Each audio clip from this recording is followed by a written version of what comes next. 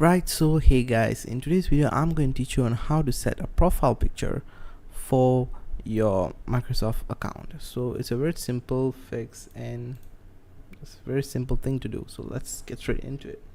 So in this here search bar, you're going to type in settings. Okay, open up settings, and here you're going to go into your accounts. Right here, accounts.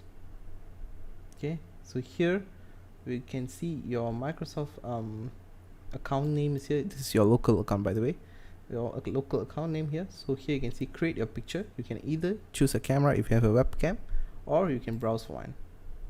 So you can browse for one and make sure the picture is in a JPEG format. So you can select a picture, choose the picture, and make sure you sign out. Okay, make sure you sign out, click on this, sign out, and sign in back for you to see the picture actually there. So that's all for this video, and I hope it helped you, and yeah, thanks for watching, folks.